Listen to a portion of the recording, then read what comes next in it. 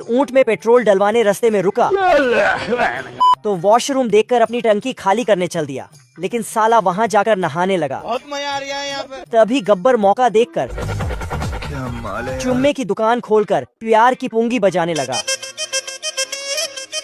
तो बसंती नागिन बनकर चुम्मा लेने पहुंच गई। 150 रुपया देगा। अच्छा ठीक है। लेकिन ये साला चुम्मा देकर इसे ही घोड़े पर भगा ले गया। बंटी टंकी खाली करके आया तो देखा उसकी बसंती गब्बर संग भाग गई। गब्बर बसंती को भगाकर एक टेंट में ले आया, लेकिन साला टेंट के अंदर तो महल था। क्या कारीगरी है। बंटी धूप गर्मी सहकर बसंती को बचाने आ रहा था, तभी साला ऊंट का टायर पंक्चर हो गया।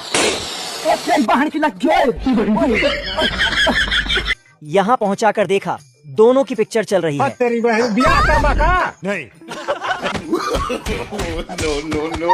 कुत्ता खिड़की से एक हसीन कुतिया को देखकर क्या माल है यार। साला तुरंत घड़ी का टाइम बदलकर 5 बजे कर दिया और मालिक को जबरदस्ती घुमाने ले जाने बोलने लगा। फिर पार्क पहुंचकर उसे खींचकर उसी जगह ले गया जहां कुतिया अपनी मालकिन के साथ बैठी थी। है मुझसे कोई स्मार्ट बताओ। 30 मार खान की तरह स्टाइल दिखाकर इसके सामने से गुजरता है तो कुतिया भी उसकी सुंदरता पर फिदा हो जाती है। स्वागत तो करो हमारा। नहीं।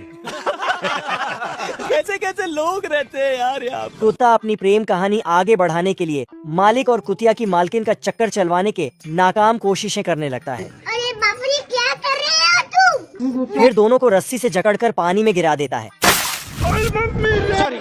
कोई बात नहीं सेन्योरिटा, कोई बात नहीं। बड़े बड़े देशों में ऐसी छोटी छोटी बातें होती रहती हैं। और दोनों को एक दूसरे से प्यार हो जाता है।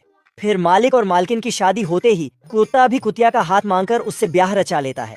फिर चारों खुशी से एक घर में रहने लगते हैं।